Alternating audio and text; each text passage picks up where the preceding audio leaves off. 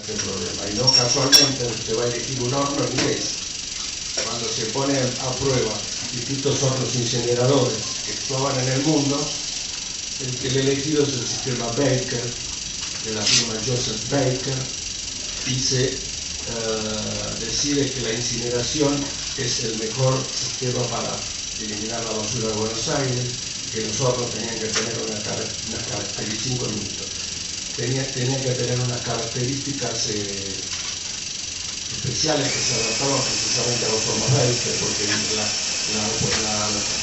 los competidores tiraron la bronca porque ellos no le habían avisado. Bueno, hay una cuestión de negocio tremendo con los ingleses y los contratos que se firman. Bueno, al final de 1910 se inauguran los primeros hornos incineradores, una batería de hornos Baker, precisamente en el sitio de la quema, en Nueva Pompeya. Después aparece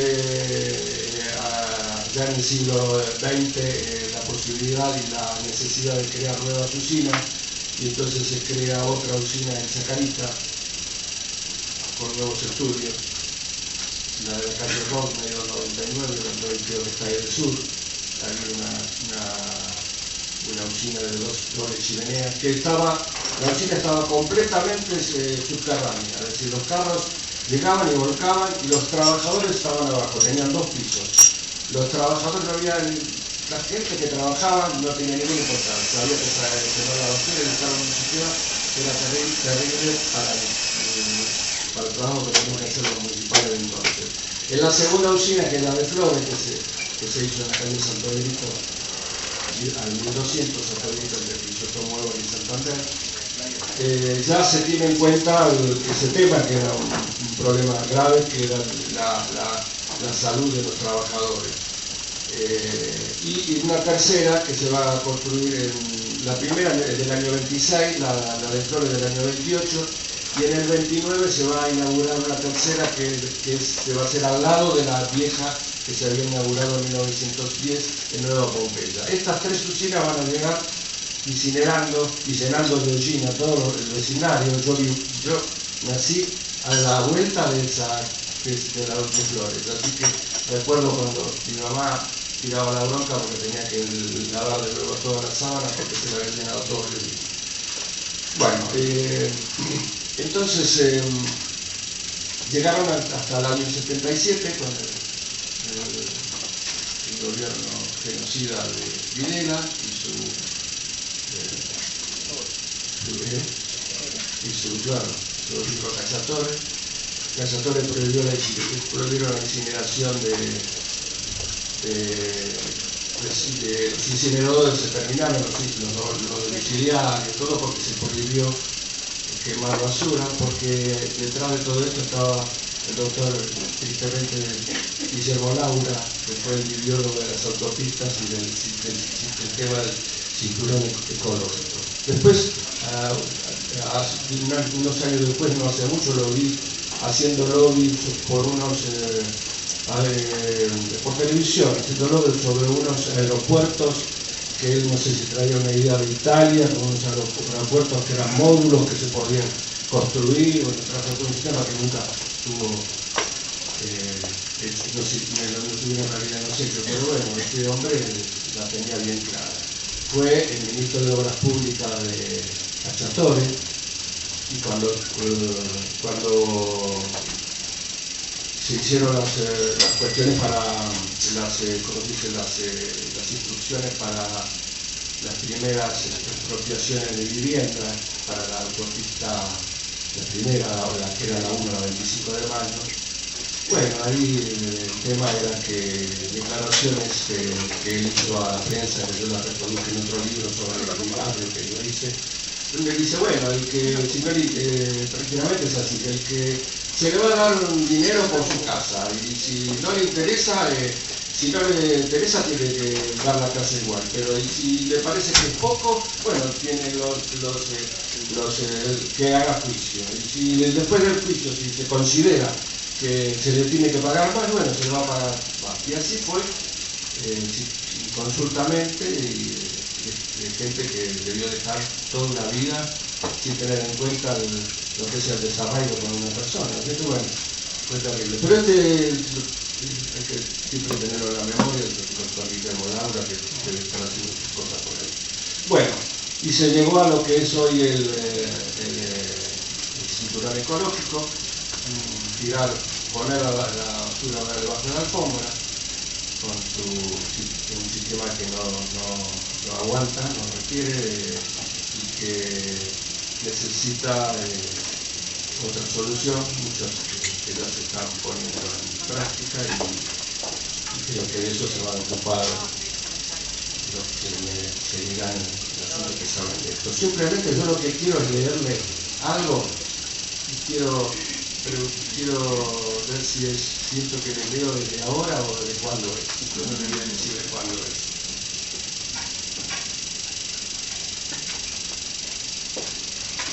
Es un artículo salido en un periódico. Todos los pueblos civilizados han formado un sistema para depurar su policía. Su perfección es el más interesante objeto de todos los gobiernos porque asegura la tranquilidad interior de las ciudades. Los pueblos cultos de Europa no han omitido medio alguno que pueda influir en el aseo de las calles, plazas, canales y paseos públicos. Ámsterdam y otras ciudades de la Europa culta deben ser los modelos de los pueblos que deseen perfeccionar y establecer un plan de policía que consulte igualmente la seguridad de los ciudadanos y la sanidad de sus habitantes. Los diversos ramos que comprende la policía en materia de pluma más felices y amantes de su país. Mi objeto es recordar a los magistrados lo más palpable y perjudicial que se presenta a los ojos de todos los puntos, la sordidez desagradable de muchas calles y paseos públicos no nos permite disimulemos por mucho tiempo, es increíble la inacción y culpable negligencia de los que tienen la obligación de celar el aseo de las calles. Los efluvios pestíferos que arrojan los animales muertos que se encuentran en los lugares más públicos tupen la atmósfera y son suficientes para atolondrar y enfermar al hombre más robusto. Ciertamente que las ciudades interiores tienen más cuidado en esta parte de la policía. Aquí donde reside el superior gobierno es más notable esta falta. Y tanto más si se advierte que los mismos miembros del gobierno se pasean públicamente entre animales muertos teniendo que sacar el pañuelo para no percibir aquella fetidez pestífera. Pero ninguno se mueve a corregir estos defectos tan perniciosos a la salud de tantos habitantes. Las costumbres de los pueblos se conocen también en su policía y aseo público, y los hombres que no sienten aquella hediondez se acostumbran necesariamente a no sentir la fragancia del buen olor de las costumbres puras. Esto lo publicó la Gaceta de Buenos Aires en 1811. Gracias.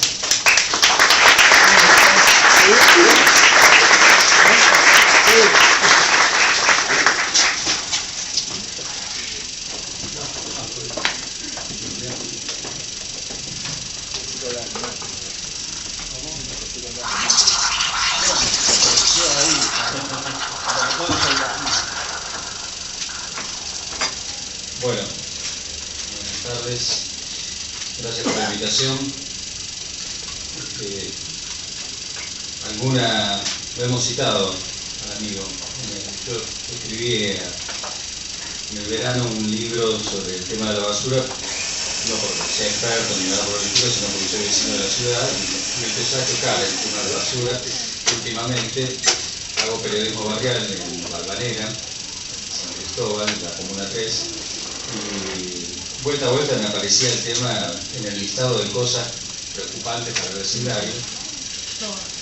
Y bueno, me puse a investigar un poquito y como cualquier cosa que uno quiere estudiar un poco en profundidad, tiene que trazar una especie de marco teórico y hacer un repaso de la historia, ¿no? Cuando uno trata de pensar políticas públicas, qué se hizo antes, qué se puede hacer ahora, ¿no? Entonces hay un capítulo dedicado a la historia de la basura de la ciudad y está citado. Me fijé porque tenía la duda, ¿no? Tenía la duda. Pero bueno, no tiene sentido que abundemos en eso, por varias razones. La primera razón es que hay una transformación cualitativa del problema de la basura. Es particular a partir de mediados del siglo XX, cuando los hombres somos capaces de inventar materiales que resisten la degradación ambiental, la degradación natural, ¿no? La basura, hasta ese momento, hasta que aparece el plástico, para decir genéricamente este tipo de materiales, era elementos que desechábamos, pero todos productos naturales o con una mínima intervención, el vidrio, la cerámica, una mínima intervención humana, y fácilmente reasumible por la naturaleza en sus ciclos, ¿no? Mal olor, insectos, acumulaciones y demás eran problemas, pero no era un problema que la basura perdurase en el tiempo, ¿no? Nosotros hemos sido ingeniosos y inventamos materiales que nos sobreviven, que duran más que nosotros, ¿no? Algunos siglos. Entonces, primer tema, ¿no? Esta es una primera cuestión para pensar la basura. Segunda cuestión, en la medida que somos cada vez más, nosotros hemos pasado de ser más o menos en el mundo, para 1900, unos 1.000 millones, para llegar a ser a fines del 2000, 2010, más o menos 7.000 millones, y vamos camino de los 10.000 millones de habitantes en el mundo. Y tenemos una intervención cada vez más fuerte sobre la naturaleza, ¿no? Consumimos más cosas y son cada vez más cosas producto de nuestro ingenio, producto artificial. Todos nosotros tenemos estos aparatitos condensan muchas cosas que son existentes en la naturaleza, cosas que fabricamos nosotros o que modificamos, pero que todas juntas, aquí reunidas, son muy dañinas para el ambiente, son venenosas. Y aparte vivimos en una sociedad que por su propia dinámica, nos induce a consumir y desechar continuamente estas cosas. Un celular que tiene más de 3 años es viejo. Una computadora que tiene más de 4 años, 5 años es vieja, no nos sirve. Hay cosas más nuevas, superiores, que atraen nuestra atención. Ahora, esta presión sobre el ambiente mundial que la hacemos entre todos, que no es un problema que podamos resolver individualmente, por cierto, produce un agotamiento de recursos naturales, o por lo menos en la forma dominante de los recursos naturales. Entonces esto obliga a pensar la basura, a dejar de pensar en la basura como un desecho y empezar a pensar en la basura como un recurso. Primer paso para empezar a pensar la basura como un recurso es empezar a dejar de pensar en la basura como un todo.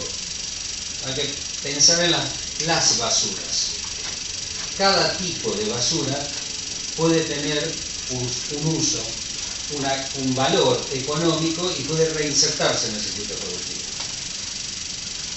Yo voy a hablar muy genéricamente de esto y voy a tratar de situarnos en cuál es el estado de las políticas públicas hoy en la ciudad de Buenos Aires, ¿no? Compartimos en algún momento se pensó que la dictadura tenía muchos proyectos, entre otros pensó que era necesario generar una nueva provincia que agrupara los municipios del conurbano y la capital federal, y por eso, entre otras cosas, en el momento de planificar la gestión de los residuos se pensó en la coordinación ecológica del área metropolitana, ¿no? En el anillo de autopista, ¿no? A partir del año 77, como dijo un amigo Piñano, no somos amigos, nos conocemos recién hoy, pero creo que a partir de este momento vamos a ser amigos. Claro, es una exageración, disculpen, pero exceso de confianza. Pero bueno, A partir del año 77 se introduce un cambio radical, y la verdad que necesario, porque no aguantaba más el sistema de incineración en la ciudad. Por esto de la contaminación del aire, teníamos un problema de contaminación ambiental urbano, el smog, que no era simplemente que ensuciaba las sábanas, sino que tornaba, que mejoraba las condiciones de vida de toda la población de la ciudad de Buenos Aires. Por eso, bueno, la dictadura tiene una ventaja, no hay mucha discusión de esas cosas, ¿no? Se cambió de un día para el otro, se dejó de usar el tacho de basura, se puso la bolsita, se ordenó el horario de sacar la bolsita a la calle de 20 a 21, de los días, de domingo a viernes, con excepción de los sábados, bueno, por el tema de las empresas recolectoras no trabajaban así en franco, bueno, y todo al enterramiento. Todo el enterramiento. Para que tengan una idea, los enterramientos son básicamente grandes pozos, donde son tratadas los suelos para evitar que haya contaminación de los líquidos que genera la basura en su fermentación, que penetran en las napas de agua subterráneas, y estos se van haciendo capas de basura que se van cubriendo de capas de tierra para que no haya olores, se va compactando y en algún momento se completa el relleno. Nuestros rellenos nunca se agotaron en nivelar los suelos. El primer gran relleno que tuvimos, que se logró cerrar, el de Villa Domínico, sobre Avellaneda, ustedes cuando viajan a La Plata se encuentran a la izquierda, viniendo desde Buenos Aires, con una cadena de colinas. No es un accidente geográfico natural, no es que tenemos una especie de cordillera suburbana, son montañas de basura que están cubiertas de tierra ahora y crece un poco el pasto y hay vegetación por encima. Ese basural, esa acumulación de basura, que no fue gestionada por una empresa pequeña, por cuenta y orden del SEAMSE, fue gestionada por Techin, es decir, una empresa de ingeniería quizás la más grande de Argentina, privada, ¿no? Ese amontonamiento de basura, como entraba en combustión espontánea, generaba gases que eran cancerígenos. Los vecinos de Villa Domínico empezaron a sufrir los efectos. Las madres de las torres de Villa Domínico se encontraban en los consultorios médicos.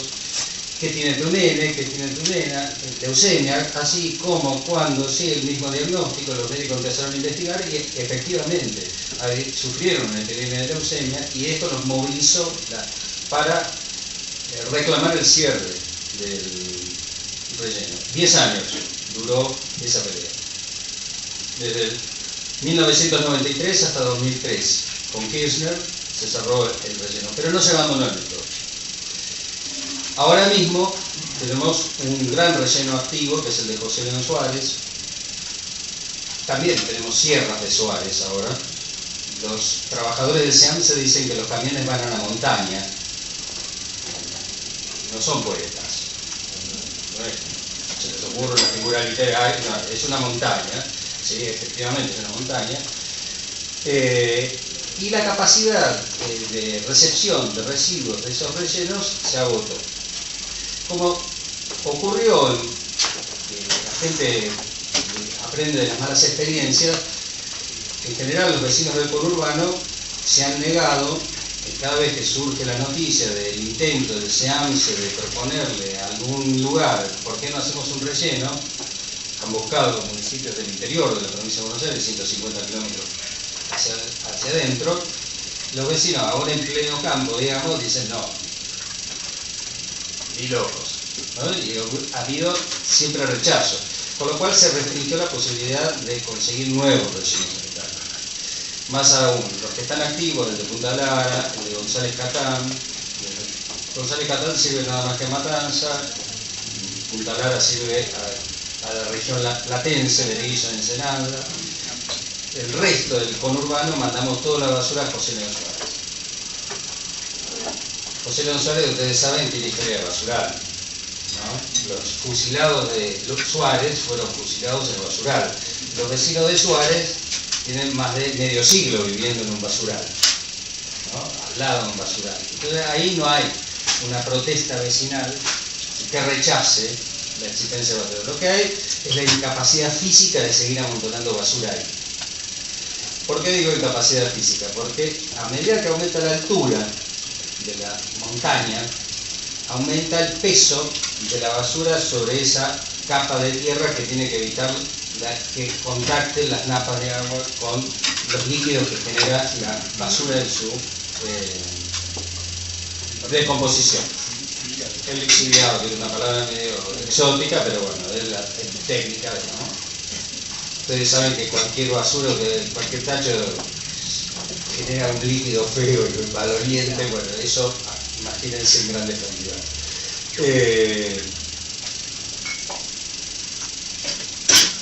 La ciudad de Buenos Aires se había dado en 2005 una ley ambiciosa, llamada Ley de Basura Cero, que implicaba un programa de reducción planificada del enterramiento de basura que generaba la ciudad. Implicaba intentar reducir la cantidad de basura que generamos y reducir la cantidad de basura que se mandaba al enterramiento, con una meta al 2020 de cero basura al enterramiento.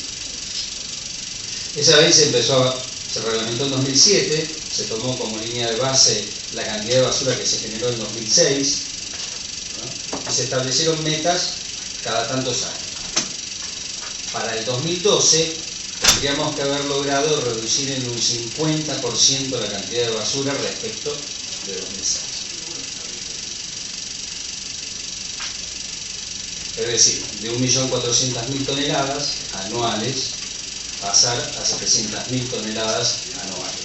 Mandamos 2.100.000.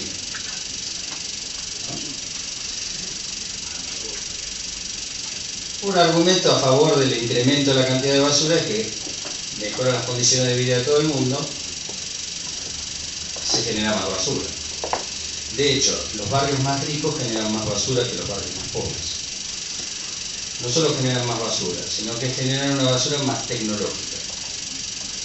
Los pobres generan menos basura y la basura que generan es más residuo orgánico. ¿No? Esto no. Y tratan de tirar lo menos posible porque cuesta.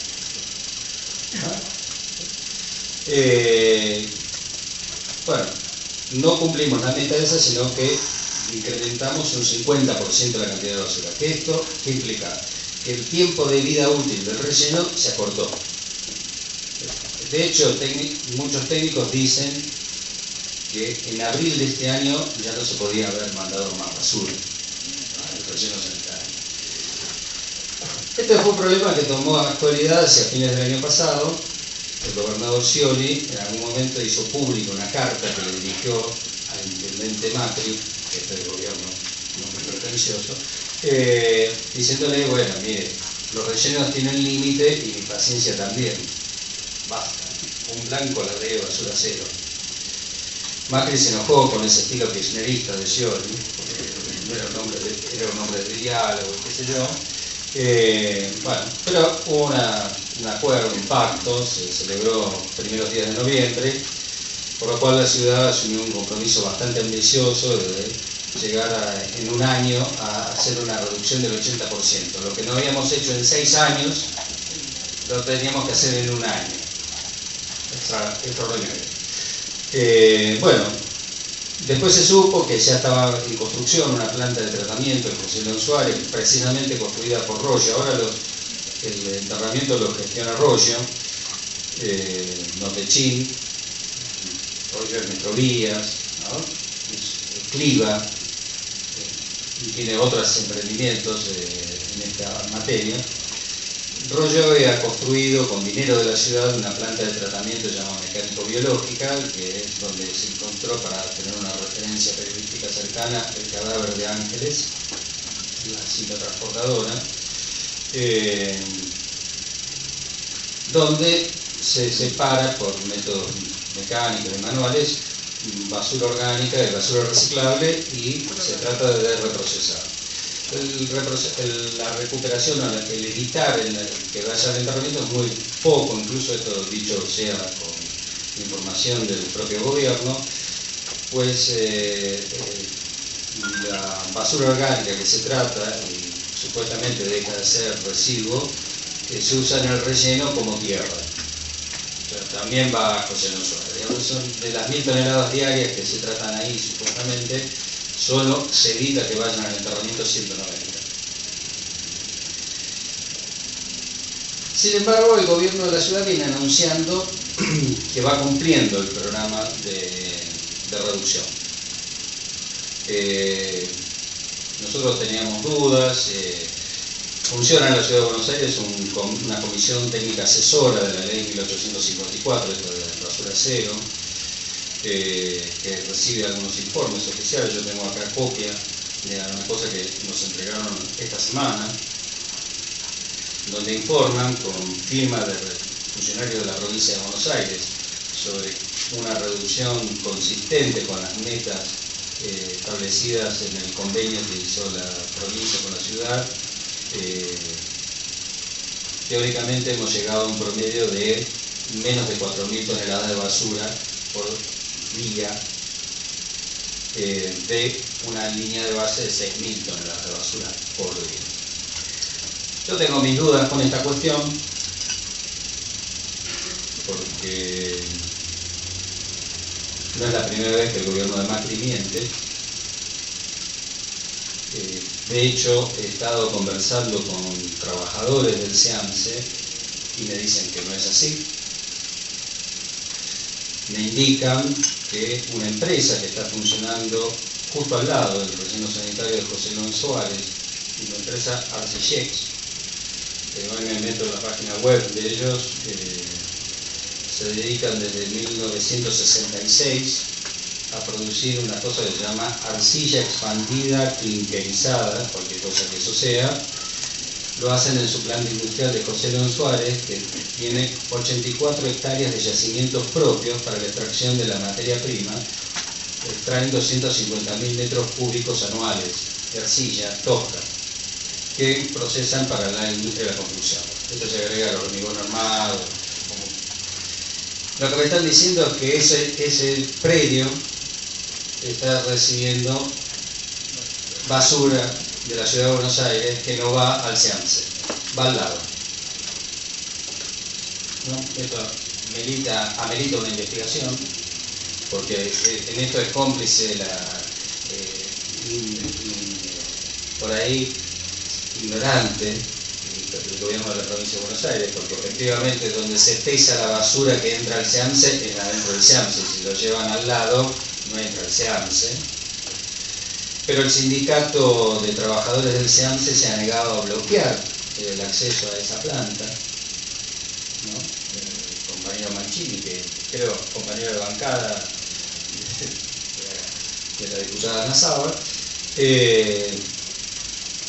y quizás haya negociado. Sabemos que el gobierno de la Ciudad de Buenos Aires intentó comprar ese predio, pero como tenía que distraer un dinero muy importante de las arcas públicas por encima de la valoración fiscal de ese predio, y no podía dar el debate en la legislatura de esto, parece ser que ha intermediado una de las empresas recolectoras de residuos y resolvieron un lugar. Esto es la actualidad, digamos, lo que está pasando hoy con la basura. Ahora la basura, ¿qué tengo? 3 minutos, 5. Bien, la basura, dije, es un recurso. Toda la basura pudiera volver a ser utilizada. Básicamente uno tiene que distinguir 4 tipos de basura. Yo había dicho, para empezar hay que dejar de olvidarse de la palabra basura y hay que pensar en las basuras. Todos los elementos que son productos de la industria, materiales producidos por la industria, envases, pueden volver a ser insumos de las mismas industrias que lo generaron. Pero para eso es necesario generar las instancias de procesamiento. Aparte de la recolección, la disposición diferenciada, la recolección diferenciada, tiene que haber lugares donde se trabaje en la recuperación de los materiales. Por ejemplo, las bombitas de bajo consumo, cuando dejan de ser usadas, las tiramos a la basura, Hay una empresa en Francia, no acá, que recicla el latón, el vidrio y el óxido de mercurio, que es el elemento lumínico. Vuelve a ser utilizado. El óxido de mercurio es muy contaminante, se lo puede recuperar, pero bueno, hay que hacer esa industria. La basura orgánica, por otro lado, hay estudios y propuestas, incluso hay plantas pilotos acá en el país, se puede utilizar para producir metano, gas combustible y fertilizantes naturales de la tierra. Los residuos de la construcción se pueden usar como insumos de la construcción, todos ellos. Y después hay materiales diversos que exigen un poco de inteligencia, pero los gobiernos a veces no la tienen, porque simplemente van rápido por los negocios, pero cada uno de ellos se les puede buscar un destino. Yo, por ejemplo, pensaba que, bueno, ahora hay un nuevo gesto de modernidad, que son la ropa interior absorbente para personas que sufren de incontinencia, ¿no? Bueno, pero los pañales descartables, para hablar de una cosa más habitual, es un residuo bastante difícil de manejar, porque es una mezcla de plástico con materia orgánica. Yo la verdad no se me ocurría que el único destino posible de eso era usarlo como combustible. De hecho, en muchos países de Europa se lo utiliza como combustible ese tipo de materiales, aunque hay una empresa en Inglaterra que recupera los elementos que componen los pañales descartables, separa lo orgánico de los plásticos, se los recupera por separado. Pero acá un químico argentino, con el cual tuve el gusto de encontrarme hace 15 días, 20 días, propone un método más sencillo. Finalmente, los pañales descartables del elemento absorbente, aparte de que tienen materia fecal o orina humana, ¿sí? El material absorbente es celulosa, que es básicamente papel o madera, si ustedes quieren, recubierto de un plástico. Entonces lo que hace este hombre, se lo propone hacer, es picarlos y tratarlos como cualquier residuo orgánico, y eventualmente el desecho, producir metano con esto, y el desecho usarlo luego de estar fermentado en condiciones especiales. Hay una palabra técnica, en ausencia de oxígeno, anaeróbica, una descomposición anaeróbica, ¿no? Frío, usarlo para alimentar lombrices. Él dice, las lombrices no comen plástico, serán lombrices pero no tontas, distinguen, y una vez que las lombrices terminan de digerir toda la materia orgánica que tiene eso, simplemente se trata de zarandear y separar el plástico del desecho de la lombriz, que es el lombricompuesto. El lombricompuesto es un elemento que sirve para abono. Y además tiene un mercado internacional, $280 la tonelada. La mitad de lo que cuesta una tonelada de soja, para tener un parámetro, digamos, para darnos una idea. O sea, toda la basura se puede reutilizar. Hay que generar un sistema para reutilizarla. Si nosotros la acumulamos en un lugar, se transforma en una bomba de tiempo, en un adversario temible de la salud, de la tierra y de las poblaciones. Hoy estamos gastando mucha plata en enterrar basura, mucha plata, no es barato esto. Para que tengan una idea, la ciudad destina 600 millones de pesos para pagarle al SEANSE para que le entierre la basura al año. Para el contrato de la basura tiene destinado 3.000 millones de pesos para la recolección. Estamos hablando de cifras en la ciudad de Buenos Aires de arriba de 4.000 millones, algo así como el 10 o el 12% del presupuesto total de la ciudad. O sea, la estamos gastando toda esa plata para hacer algo que daña al ambiente, que no le sirve a nadie, y pudiéramos utilizar toda esa basura como recurso.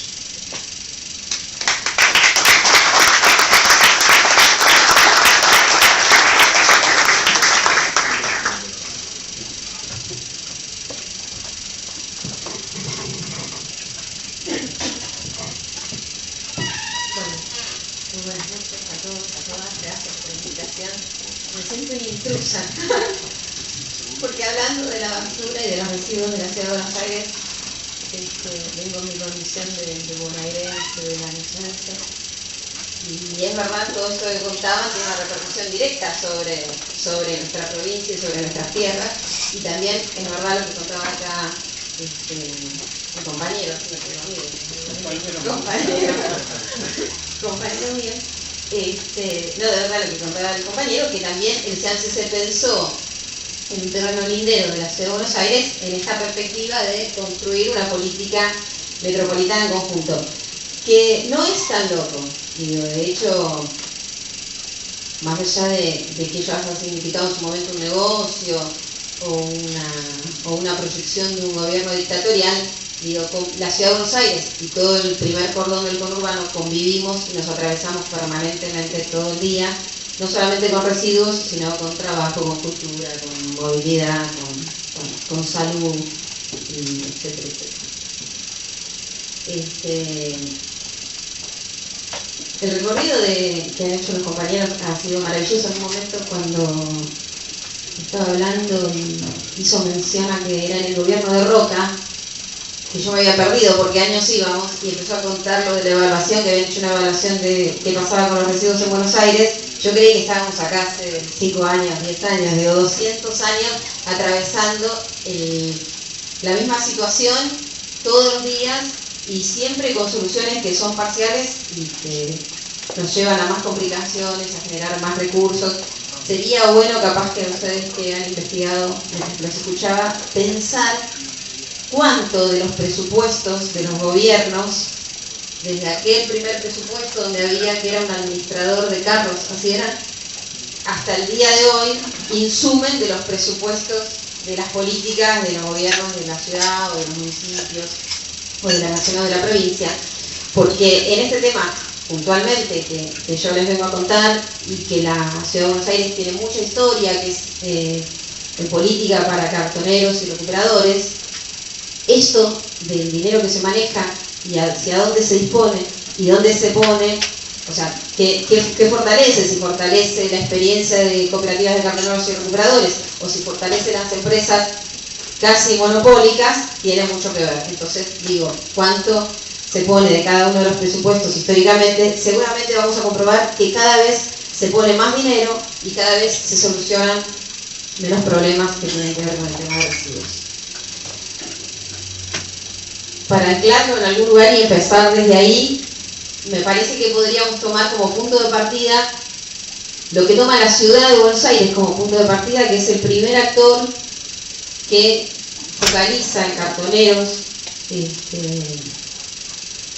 una política pública para toda la República Argentina, que es allá en el 2001, no porque antes no haya habido cartoneros, es más, digo, antes del cartonero existía el botellero, que todos lo reconocimos, en un modo de país donde se pasaba también a buscar un residuo que no se ponía en la bolsa, pero que se comercializaba, pasaban a buscar chatarra, botellas, papel, ya más las décadas más cercanas, donde el papel empezó a cotizar. Pero la verdad es que la crisis del 2001 hizo que no el botellero tradicional, sino muchísimos ciudadanos en la ciudad de Buenos Aires, en el conurbano de la ciudad, en los grandes conurbanos, Rosario, Córdoba, y en algunas ciudades más importantes de cualquier provincia argentina, y también de toda nuestra patria grande latinoamericana, porque digo, todo el proceso de cartoneros y todo el movimiento de cartoneros que hoy tenemos y que atraviesa Latinoamérica de punta a punta, tanto norte, sur, este, oeste, se fue construyendo a partir de las crisis económicas que fueron surgiendo en cada uno de los países y que lamentablemente en aquellas épocas para todos nosotros fueron casi en las mismas décadas, porque fuimos producto de un plan sistemático para toda Latinoamérica, y que afortunadamente hoy también nos encuentra atravesando una misma etapa de inclusión a través de las políticas sociales de todos estos actores. Entonces podemos decir que desde las políticas que se vienen haciendo en Argentina, que sean pequeñas, aisladas, irregulares, con idas y vueltas, hasta las que está iniciando Correa en Ecuador, que son distintas a las que hacemos, pero que también son de inclusión de cartoneros. Las que se han hecho en Colombia a partir de procesos judiciales donde cartoneros y cooperativas de cartoneros pidieron ser incluidos en la gestión de residuos, o las que se hacen en Brasil con muchísima historia, acompañados por el PT, en varios municipios donde ya los cartoneros están integrados en la gestión social de residuos, hoy compartimos un escenario más o menos similar donde todos los gobiernos populares están intentando de dar respuesta a ese actor individual cartonero o ese actor colectivo, cooperativa de cartoneros, población cartonera, patria cartonera. Nosotros podemos hablar que en Argentina se ha constituido un entramado de solidaridad entre miles y miles de personas que han salido a cartonear a la noche, que no se conocían y que en el transcurso de sustentarse su propia vida, solidariamente han definido rutas por donde pasan y se las respetan, han recibido grandes generadores de residuos y se los respetan, han armado cooperativas formales o cooperativas informales donde lo que se discute o se acerca es quién está pagando mejor, dónde se está recibiendo mejor el material, dónde se consigue mejor residuo. Digo, todo esto que nos fue pasando a nosotros desde la provincia de Buenos Aires, que tiene una gran deuda con el tema de residuos, no solamente la ciudad. Digo, hace pocos años que se está generando en la Argentina, en los gobiernos provinciales y locales, una política con el tema de basura y residuos, y hace pocos años que esa agenda, y me parece que la agenda la termina de marcar la presidenta cuando dice no solamente que ya no hay más terrenos en los para enterrar, sino que ella no va a permitir que se sigan enterrando ahí residuos.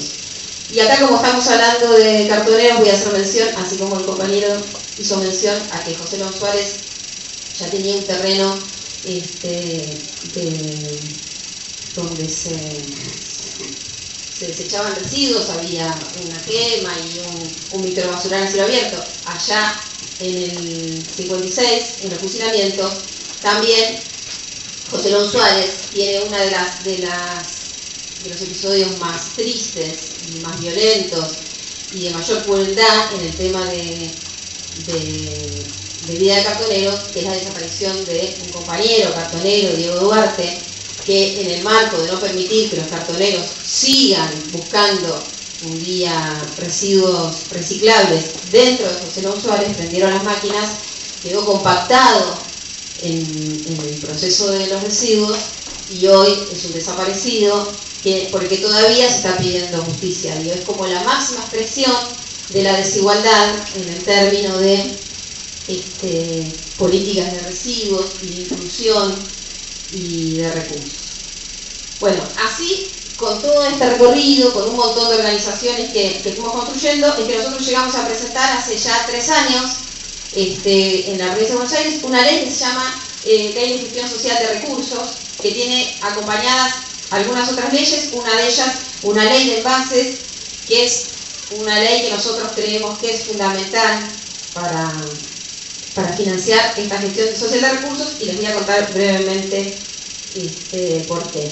Ahí nombraba que yo tengo un compañero que es así, es verdad, en realidad es un colega, es un diputado de otro bloque, que es el presidente del SEAMSE y que es un actor que traba permanentemente que esta ley pueda salir, y les voy a contar por qué. Nos decía el señor que en el 77 se dispone que ya en la ciudad de Buenos Aires no puede seguir incinerándose basura porque contamina. Pero eligen otro método altamente contaminante, como es el enterramiento, porque tanto por aire como por tierra o por agua, nosotros seguimos eligiendo métodos que contaminan. Y que además era un método más caro que la incineración. ¿Por qué? Porque necesitaba de transporte por fuera de la ciudad, porque necesitaba de tierras, porque necesitaba de muchísimos más trabajadores, necesitaba de maquinarias muchísimo más costosas, y además centralmente necesitaba de una gestión que, como esto se decide de un momento para el otro, los municipios y las ciudades a medida que van avanzando, ya no pueden hacerlo con sus propias gestiones municipales. Entonces se necesita contratar empresas. Tanto es así que cuando se crea el SEAMSE, que es una empresa mixta, también del Estado, no aparece como una empresa del Estado, aparece también como una empresa cogestionada con intereses privados. Este señor Mancini es presidente es secretario general del sindicato de los empleados del SEAMSE y tiene intereses muy concretos, que es que el SEAMSE no deje de percibir la cantidad de toneladas de residuos que recibe diariamente. ¿Por qué? Porque el SEAMSE cobra por esos residuos. Y el SEAMSE sí es una parte estatal, y ese dinero va al Estado, pero también hay una parte que es una empresa, y que ese dinero va a la empresa. Entonces, a ninguno le conviene centralmente que disminuyamos la cantidad de residuos que llevamos hasta el SEAMSE. En ello, un montón de maniobras, como por ejemplo, crear plantas de recuperación de residuos dentro del SEAMSE. ¿Por qué? Porque vamos con el camión hasta allí, seguimos sosteniendo todos los métodos de recolección que tenemos hasta ahora, seguimos pagando una cantidad enorme de camiones y empleados que llevan residuos hasta el SEAMSE y pagamos por lo que vamos a desechar, y después adentro del SEAMSE le damos la posibilidad a cartoneros y recuperadores que separen el material. O sea que estaríamos casi pagando doblemente por una tarea que en realidad se puede hacer con más planificación y con más inclusión de cartoneros y recuperadores, que de hecho ya la vienen haciendo. Porque ¿qué viene a decir esta ley de gestión social de residuos? ¿Qué viene a decir el programa de recuperadores de la Ciudad de Buenos Aires? Que hay un actor que viene haciendo la tarea de separación y de recuperación, que es vital para el ambiente, que necesitamos hacerla, que lo viene haciendo en la más absoluta soledad, sin ningún financiamiento del Estado, o escasísimo financiamiento del Estado, y donde los Estados por décadas han mirado para otro lado. Entonces, ¿qué venimos a decir nosotros? Y nosotros no soy yo, Karina Nazábal, sino son muchísimas organizaciones de cartoneros, miles de cartoneros en la provincia de Buenos Aires, y también muchísimos cartoneros y recuperadores de la ciudad que han sido parte de la redacción de la gestión. Es que ahora que la recuperación, la separación, la disminución de residuos es agenda pública, y que los estados municipales, provinciales, locales y nacionales están dispuestos a pagar por ello, queremos que se haga con cartoneros y recuperadores. ¿Por qué? Porque cuando hablamos de basura hablamos de ambiente sustentable. Entonces nosotros te decimos, hay una sustentabilidad del ambiente que tiene que ver con que lo que hagamos permita que ese ambiente pueda seguir generando o trigo, o ganado, o construcción de viviendas. Eso habla de la sustentabilidad, ¿no? Que hacemos algo que nos permite crecer, nos permite desarrollarnos, pero no limita la potencialidad del ambiente.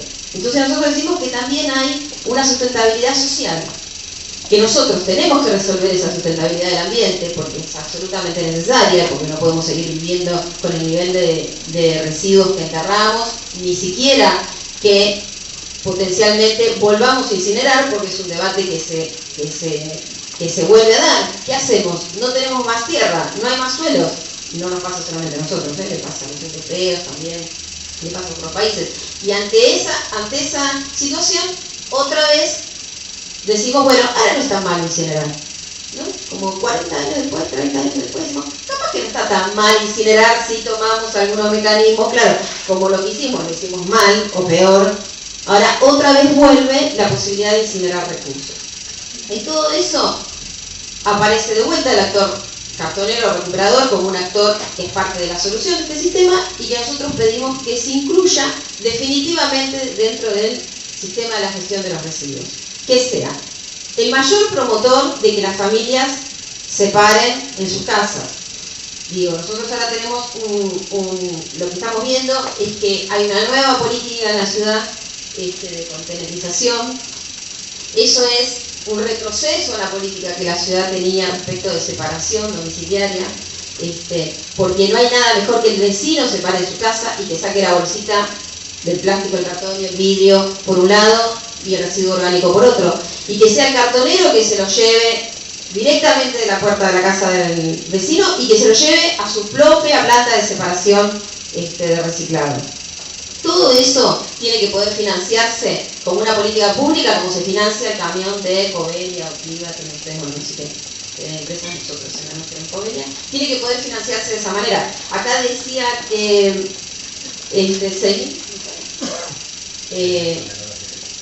No, ¿cuánto se le paga al SEAMSE?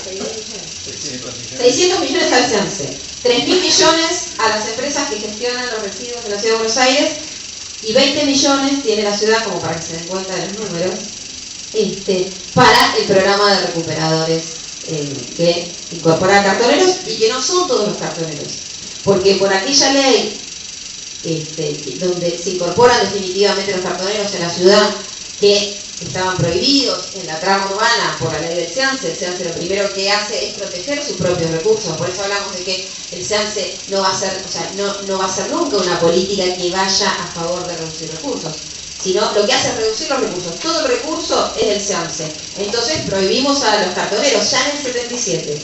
Nadie puede absorber un recurso de residuo que esté en la vía pública porque tiene un destino que es el enterramiento en el SEAMSE. En el 2003, el gobierno de la ciudad empieza a trabajar con una ley donde incorpora cartoneros y recuperadores, donde se exige que se haga un registro único de cartoneros y de cooperativas, recuperadores. Todo ese trayecto está interrumpido, por situaciones que tienen que ver con el tema y la política de la ciudad, y que el registro recién llega en el 2008. En ese primer registro se incluyeron 5.500, no sé, 36, 5.500 y algo, cartoneros y recuperadores que se censaron a lo largo de toda la ciudad como en 65 puntos, una experiencia muy interesante que, como dice acá el compañero, hay que rescatar en los municipales porque son las áreas municipales de la ciudad y no la decisión de la gestión de gobierno que ese registro se construya, que era una deuda que había quedado pendiente de una ley anterior, y muchísimos empleados y técnicos y jefes de la ciudad lo toman como propio y lo crean. De esos 5.500 y pico cartoneros que se inscriben, tanto de cooperativas, independientes, en el 2008, hoy hay solamente 2.100 incluidos en el programa de recuperadores de la ciudad. O sea, todavía la ciudad debería incorporar por lo menos 3.000 cartoneros más a ese programa, que es un programa que, no sé si todos lo conocen, que se les da un incentivo a los cartoneros y a los recuperadores por ir a buscar de manera domiciliaria y por algunas zonas que se respetaron rutas previas, el material separado por los vecinos en sus casas. Hoy aparece el collo que contaba antes de contenedores y ahí están dando algún tipo de lucha determinadas organizaciones. No sé, los compañeros que están acá después contarán la experiencia que ellos vienen haciendo, ¿no?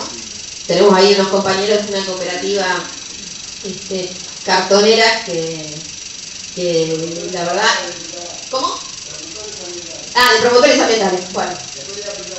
Bueno, ahí de promotores ambientales de la ciudad. Bueno, ellos contarán su propia historia, pero más o menos esta es la historia de las cooperativas que vienen, que creo que son 12 cooperativas. 15 cooperativas que han acompañado con la ciudad. Ese es un poco el transcurso de la historia de esta ley de gestión social de residuos. Nosotros venimos planteando, entre otras cosas, también una ley de bases, que es una ley que debería financiar no solamente la gestión de cartoneros en el tema de recursos, sino también la promoción de la creación de bases que sean de reciclado más sencillo. Nosotros, no solamente Argentina, muchísimos países del mundo, seguimos produciendo envases de tetra, todo lo que es Tetra Pak, que es absolutamente complejo para el reciclaje. Se hacen chapas y otro tipo de cosas, pero no alcanzaría, tendríamos una cantidad de chapas con la cantidad de tetra que se vende respecto de que se produce para techar ciudades y ciudades. Igual en Argentina, con la necesidad de vivienda que tenemos, no estaría mal, pero necesitamos crear un producto que satisfaga, como si satisface el Tetra Pak, o el nombre que tenga comercialmente, pero que pueda tener un reciclado más sencillo y que además genere trabajo. Después, nosotros venimos instalando también en esto de que cartoneros y recuperadores son parte de la solución del problema de los residuos.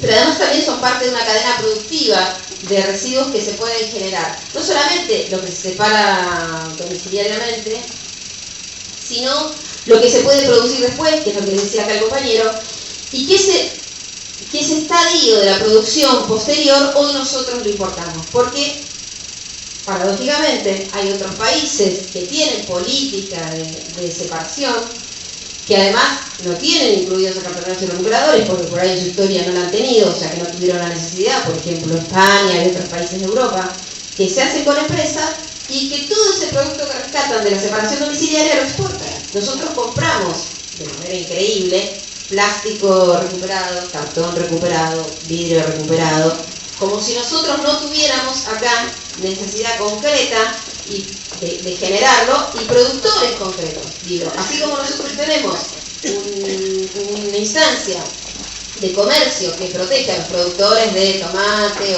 o de zapatillas o de televisores, necesitamos que también protejan a aquellos que producen lo que es el residuo que se ha recuperado. Bueno, todas esas instancias son las que nosotros venimos militando, si se quiere, en todos los espacios donde podemos. Por eso cuando nos invitaron lo agradecimos, porque necesitamos que cada vez más y más y más compañeros y argentinos se comprometan concretamente con esta posibilidad de que sea el cartonero, el recuperador, tanto a modo individual o cooperativa, un eslabón concreto en el tema de los residuos de las ciudades y de la postproducción de lo que reciclamos. Hoy estamos en una instancia, ayer lo decía la presidenta hablando del 2001, donde hizo mención a los cartoneros y lo hizo mención como una situación de extrema pobreza y una situación de vulnerabilidad absoluta, que además es verdad. De hecho, la ciudad toma conciencia de cartoneros y recuperadores porque empieza a darse cuenta de que lo que está enterrando en el SEAMSE no solamente puede ser producto de que se generen menos envases o menos desechos, sino que había otro factor que estaba haciendo que haya bajado de esa manera o haya mermado lo que se llevaba al SEAMSE. Y era que cartoneros y recuperadores estaban sacando permanentemente desechos. Creo que en el 2001 un cartonero llegaba a levantar uno solo 1000 kilos de cartón por día, para que se den cuenta una dimensión de la voluntad de trabajo que había. Y también, ¿no? Sí.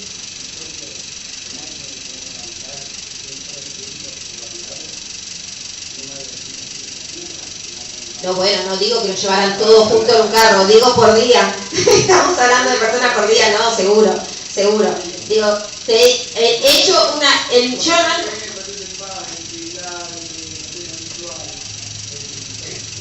Bueno, a mí termino la idea termino la idea. Después abrimos Dale. Y de paso les cuento cuál es mi vínculo con cartoneros. Yo arranqué en una investigación de cartoneros y recuperadores allá en el 2001 con la Universidad de Lanús, con Pablo Jamber, que es antropólogo y que ha hecho todo un recorrido desde el 2000 hasta el día de hoy. Hoy es funcionario de la Secretaría de Ambiente y trabaja precisamente lo que es producción con material recuperado y reciclable.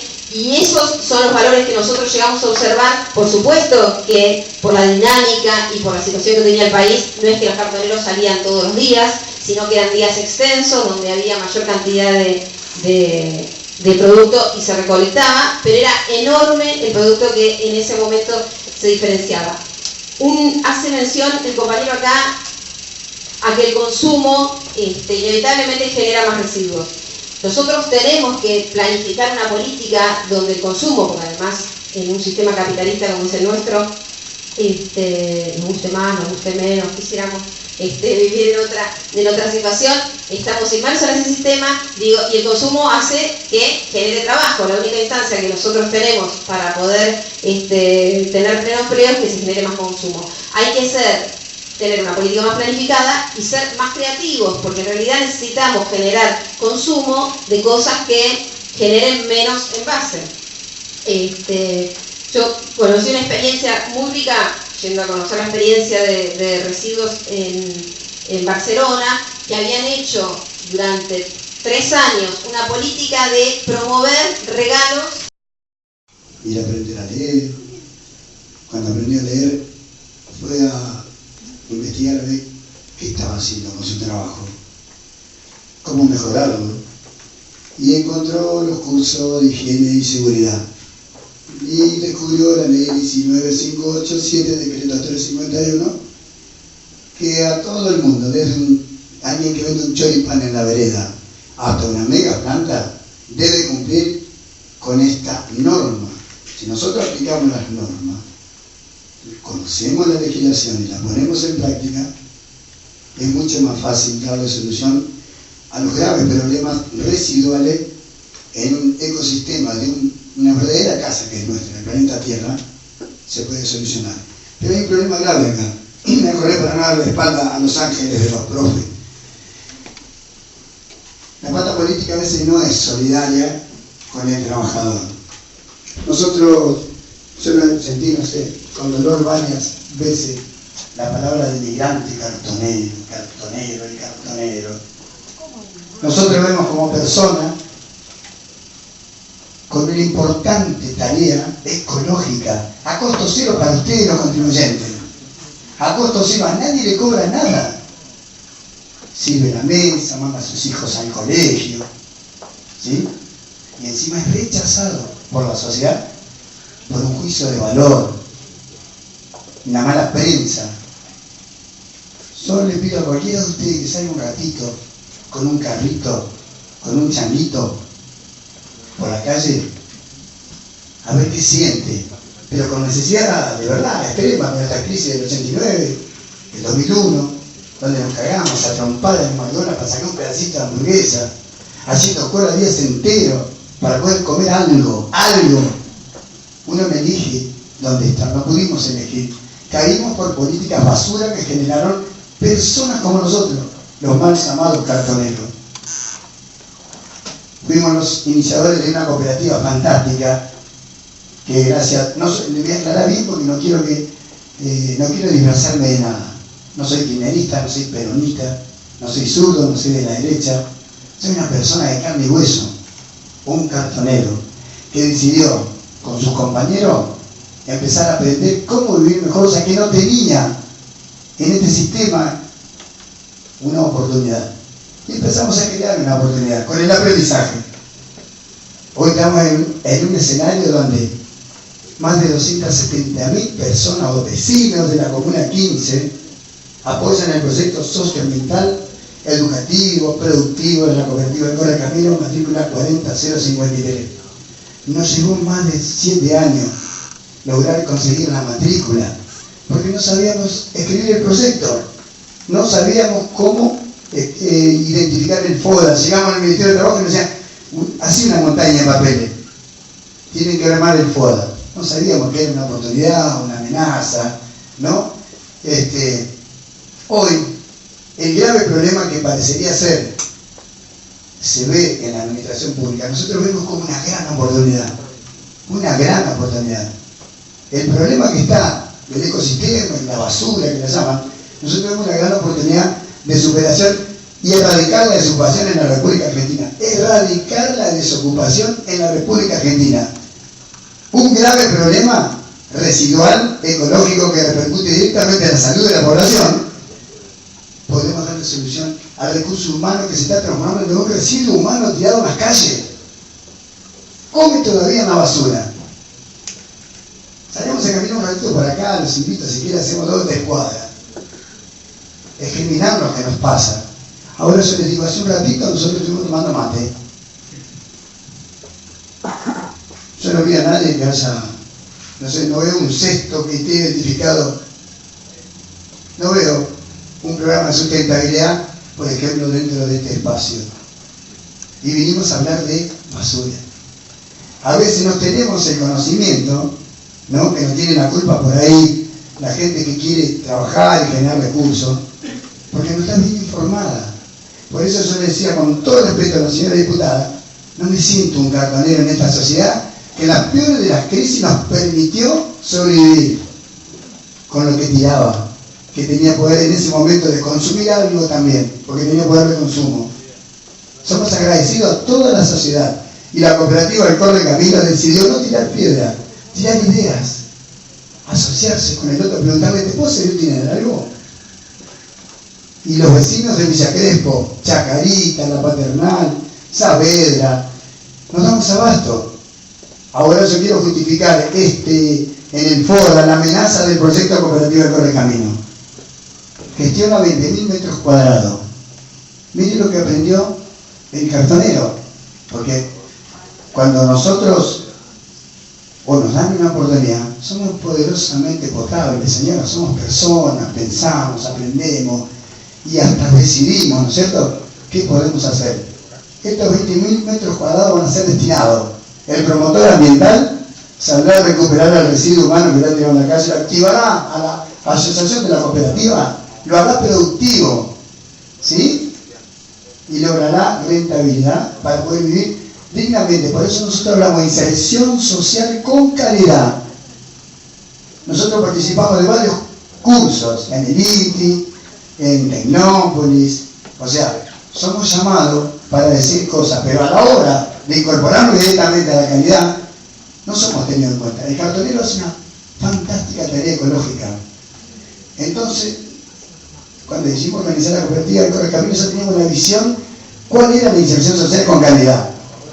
Si las cooperativas no logran invertir bien el tiempo y con el empresario sentarse, la pata política, el padrinazo de la sociedad, de las cooperativas que deben defender, debe ser el primero auditor, el vecino, para que el proyecto no fracase. No debe transformarse una cooperativa de recupero en un foco infeccioso en el barrio. Eso es lo que permite el fracaso de los fabulosos emprendimientos cooperativos ecológicos. Nosotros estamos haciendo poquito, 70 a 75 toneladas mensuales de material limpio. Se pelean lo que produce materia prima secundaria del derivado de petróleo, que es el PET, ¿no? El soplado, el alto impacto, el ABS, el film, el TRICH. Se pelean por la calidad con la que nosotros le acercamos el material. Porque primero difundimos y al otro día accionamos. Difusión y acción inmediata. Eso es lo que genera resultados altamente positivos. Pero vemos por la tele, reciclemos, juntemos, pi, y mandamos un montón de personas a romper bolsas por las calles que terminamos todos puteados, rechazados, odiados. Las cooperativas deben subirse, debe ser una poderosa propuesta de abaratar costos. ¿Sí? Prestando un servicio, nosotros prestamos servicio a costo cero y le proponemos a todos los compañeros cooperativistas, vecinos, que adopten a las cooperativas como un abaratamiento de costos. Basta de empresas privadas, viejo, para contaminarle la salud a todos ustedes, a nuestros hijos, a nuestros nietos. Basta de cartonero en Argentina, hablemos de personas. Perfecto, el profesor decía recursos. Sí, son recursos. Pero nosotros implementamos el programa de las 2E y le preguntamos a toda la sociedad. Cuando hablamos de ecología, ¿cuál debería ser la rentabilidad a conseguir? Y estas 2E les preguntan, ¿economía o ecología? ¿Qué produce la economía? Más el consumo. ¿Qué produce si somos responsables en la ecología? Repercute en la salud de las personas, así de sencillo. Mayor calidad de vida, menos residuos tirados por las calles. Cuando hablamos de erradicar la desocupación con un grave problema, se lo juro que es así. Todavía no nos han dado la oportunidad de que las cooperativas nos subamos al fabuloso negocio rentado de la ecología. Se lo quedan dos o tres Armanute, que no sabe quién es, porque cuando vienen los problemas graves, desaparece todo y no podemos identificar ni auditar a nadie. ¿O no? Acá veo sonrisas. Es así. Los moyanos son los dueños de Cobelia, Macri es dueño ahora se armó una planta, por ejemplo, en La Plata, para recibir baterías, pilas, ¿no? Yo veo acá sonrisas cómplices y dicen, sí. Bueno, ¿qué hicimos? Salimos a informarnos. Tenemos mucho interés en aprender y prestar un servicio a costo cero. Las cooperativas lo podemos hacer. Y ustedes nos pueden acompañar, los contribuyentes, a que el indigente también se transforme en contribuyente. Yo no quiero ser agresivo, pero Nos presentamos en sociedad como la cooperativa de Correcaminos y un proyecto que deberían adoptar toda la República Argentina, no solamente la mega ciudad de Buenos Aires, que produce ya 12.000 toneladas por día. Crear una planta para 1.000 toneladas y el dueño es el señor Mauricio Macri y Daniel Scioli. Yo no conozco compañeros cartoneros asociados, ¿no?, en los valores agregados que produce esta planta con nuestra explotación en el nuevo milenio. Hay personas que todos los días la política le hace la venia para ser explotados, mamás, niños, pero se dicen igualdad, ¿o no? ¿Sí o no? Así que bueno, no me gustaría ser más agresivo, pero acepto pregunta.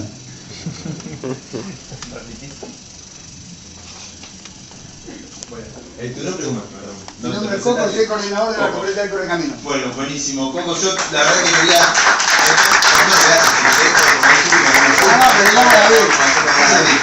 No, nada más un par de cositas que me quedaron ahí de discurso, porque creo que no es... No, no es un discurso. Sí, es una realidad. Bueno, está bien, una realidad pues es un discurso. Una vivencia, una experiencia real. Pero creo que no es excluyente, digo, en ningún momento me parece excluyente con lo que se planteó en la mesa.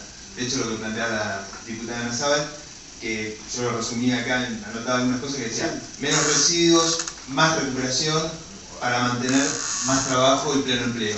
Y esto, para mí, va muy en sintonía con lo que planteas vos de inserción social con calidad y de inserción social del recuperador en la gestión, ¿sí? Y las cooperativas. Me parece que en realidad es el salto de calidad que tratamos de pensar de alguna manera, ¿no?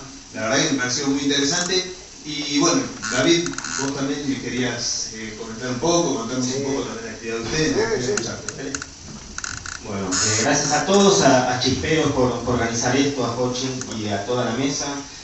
Tuve el orgullo en el año 2002 de que caiga este libro de Ángel en mis manos, y yo hace 20 años que vivo del cirujeo, soy, yo digo, basurólogo autodidacta. En la basura, lo compraste en la basura el libro, ¿no? No, en la esquina del Colegio Nacional Buenos Aires. Y en el año 2003 tuve el orgullo de participar de la fundación del Museo del Reciclado, junto con un equipo de arquitectos de la facultad de la FADU, de la UBA. Lamentablemente después con Macri se cerró, pero fue una experiencia muy rica porque se juntaban creativos, profesionales, artistas que trabajaban con los residuos como recurso. Y fue una experiencia que se buscaba vincularse con las organizaciones sociales, con los establecimientos educativos, con las incipientes cooperativas, experiencias cooperativas que empezaron a surgir de recolectores de residuos urbanos. En el año 2005, con otro grupo también de artistas y de creativos, fundamos el grupo Reciclarte. Somos parte de una red internacional de artistas por la tierra, que no porque hagamos arte con basura vamos a solucionar el problema de la contaminación. Si bien podemos disminuir y generar conciencia, es el objetivo que buscamos a través del arte, de la educación ambiental, no solo en las escuelas, sino en los barrios y con los verdaderos actores sociales, que son las organizaciones, las juntas vecinales, los partidos políticos. En todos estos años de experiencia termino juntándome con Coco, somos vecinos del barrio también, y empiezo a buscar eso, la dignidad del recolector, que se termine esto de estar callejeando, buscando, que incluso el gobierno de la ciudad está en este momento impulsando, que es como legalizar la esclavitud y el trabajo indigno, porque que esas familias estén recolectando, caminando, llevando esos carros, que nosotros acá tenemos esta remera, que es lo que queremos eliminar. Queremos volver al trato de los vecinos, que sepa quién es el recolector, el promotor ambiental, que se capaciten estos compañeros, que muchas veces tenemos que luchar contra vicios, con el alcohol, con la soledad, con la depresión, con la baja autoestima. Es un trabajo doblemente importante que hay que hacer, no solo la concientización ambiental, sino la integración social. Por eso como artista no solo trabajo con la cooperativa del Correcaminos, sino también me encantó acá la compañera diputada que recuerde a Diego Duarte. Dieguito Duarte el 15 de septiembre hubiese cumplido 25 años. a los 15 años por ir a comprarse un par de zapatillas. El 15 de marzo del 2003 fue a buscar metales en la montañita del Seance, en La Quema, y la policía, que es conocido por todos los vecinos del cordón de los barrios de Villa Hidalgo, de Carcova, de Costa Esperanza, que son los que manejan, junto con empleados y autoridades del SEAMSE, la venta de los materiales que ingresan ahí, reprimía a los compañeros, a los vecinos que iban a buscar un pedazo de metal, un pedazo de algo para comer o para vender, para poder subsistir. Diego Duarte era la última vez que iba a ir, le había prometido a su familia que no iba a ir nunca más al basural, pero quería empezar las clases con un par de zapatillas nuevos. Lamentablemente en esa madrugada del 15 de marzo encontró la represión policial nuevamente, y por esconderse de las balas de la policía se tapó con unos cartones, y la policía, que lo vio que se había escondido, dio la orden de que le tiren un camión con 1 tonelada encima. Diego Duarte es el primer desaparecido en el gobierno de Kirchner. Ahora se van a cumplir un nuevo aniversario de Julio López, pero no tenemos que olvidar de Diego Duarte, y me gusta que una compañera que esté en la función pública lo recuerde, porque en ese momento estaba Felipe Solá, y nos costó muchísimo que el gobierno tome este caso. Fue la misma época de Axel Bloomberg, y lamentablemente para la sociedad parece que es más importante un chico rubio de ojos claros de zona norte que un negrito del conurbano que come de la basura. Entonces creo que nosotros como ciudadanos, como vecinos, como militantes, como activistas, como profesionales, es estar al servicio de estos temas. El tema de la basura es algo que nos toca a todos, a los ricos, a los pobres. Todos respiramos el mismo aire, todos tomamos el mismo agua. Es el mundo que dejamos a nuestros hijos. Entonces, acá evidentemente que hay negocios políticos. Se pueden hacer cosas individuales, empezar a cambiar hábitos de consumo, tener un desecho más consciente, separar en origen, pero evidentemente tenemos que tener políticos y autoridades que sean responsables con este tema. Y los verdaderos actores sociales, que son los que todos los días están en las calles, tienen que ser los protagonistas de este cambio. Muchas gracias.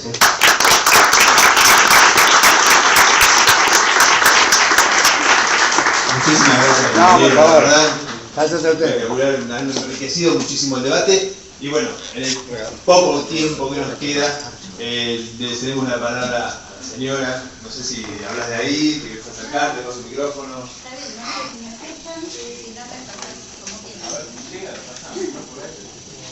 Creo que ese es el límite del cable. Bueno, buenas noches a todos. En principio me voy a presentar. Soy Claudia Beatriz Cardinale, pertenezco a la UNDAD. Tengo el orgullo de decir que en una universidad nueva soy consejera estudiantil del Departamento de Producción y Trabajo, que entre otras carreras aloja la Tecnicatura de Diseño de Marcas y Envases. Además de eso, soy agente de la propiedad industrial, que somos un poco los que gestionamos marcas y propiedad intelectual, que son inventos, ¿no? Y quería dirigirme a los compañeros de la cooperativa para decirles que también pertenezco a una ONG que se llama El Camino Emprendedor, y que desde hace más de 12 años, en el 2001 exactamente, el ingeniero Carlos Guillermo López, como se quedó sin matrícula, o sea, se le fueron los estudiantes por la crisis, de la UTN de Avellaneda, él por un problema familiar estaba recibiéndose de licenciado en Psicología Social, además de ser ingeniero docente en la UTN, docente en Química. Él generó un proyecto, un programa que se llamó Incubadora de Empresas, que tenía un curso, un lugar físico que no existía, en aquel momento, en el 2002 no existía la Incubadora de Empresas, luego hubo recursos, y es lo que hoy, digamos, muestra la Facultad Regional Avellaneda con varios laboratorios, una serie de cuestiones edilicias que surgió a partir de ese proyecto, y además tiene, digamos, es uno de los mentores, de los primeros ideólogos de las unidades de vinculación tecnológica. Yo participé de ese curso y, digamos, tuve 12 años y actualmente dicto los módulos de propiedad intelectual dentro del curso. Y lo quiero poner a disposición de los compañeros de la cooperativa, porque justamente, digamos, todo el trayecto del curso termina en la generación de un plan de negocios donde se aprende a ver un poco lo que es la rentabilidad, la factibilidad, la sustentabilidad del proyecto, digamos, el tiempo del producto hasta que llega y cae, y la generación de nuevos productos y la generación de un espíritu emprendedor. Nosotros quisimos llevarlo a las cooperativas, pero no todas las cooperativas tienen, digamos, este valor agregado que tienen los compañeros de esta cooperativa, que es la de querer tener una cuestión genuina de trabajo, de aprender, de capacitarse, de crecer y de ser, digamos, insertados digamos, en lo que es la calidad de vida y lo que es también el trabajo formal, que sean reconocidos como trabajadores formales que están aportando gratuitamente un importantísimo valor a la sociedad, ¿no? Entonces, bueno, pongo a disposición nuestra ONG para los cursos que necesiten, que es de emprendedorismo, y se comienza con una idea que se trabaja hasta el final del plan de negocios, FODA incluido. Hace 12 años que lo dictamos y es uno de los mejores, que no lo digo, digamos, por una cuestión de pedantería, pero sí es uno de los mejores que se dictan en Latinoamérica. Porque está muy, muy trabajado y no lo hacemos para ganar plata, sino que lo hacemos porque entendemos que el emprendedorismo es una herramienta muy importante para justamente un montón de gente que quedó fuera de lo que es el sistema laboral formal pueda incluirse socialmente, económicamente y tener esa dignidad que muchos no llegaron a conocer. A mí me invitaron una vez en Santiago del Estero a dar una charla y cuando iba a entrar al lugar, el compañero que me invitaba me dijo: Claudia, fíjate lo que vas a decir, porque vos sos verborrágica y muchos acá no conocen lo que es la dignidad, nunca la vivieron. O sea que me desarmó 2 minutos antes de comenzar a hablar. Fue una experiencia maravillosa, porque había mucha gente que se pasaba meses generando, digamos, kilos y kilos y kilos de leña o de carbón para venderlo por 2 mangos en el asfalto. Entonces, bueno, conozco lo que los compañeros de la cooperativa dicen y vuelvo a repetir que lo pongo a disposición. Lo que sí quería preguntar a la señora diputada es el estado, como digamos, estoy en la futura licenciatura de marcas y envases, el estado de la ley de envases, dónde se generó y en qué estado parlamentario está, ¿no? Y otra pregunta a alguno de los panelistas es que yo tengo conocimiento hace unos 6 o 7 años, no, tal vez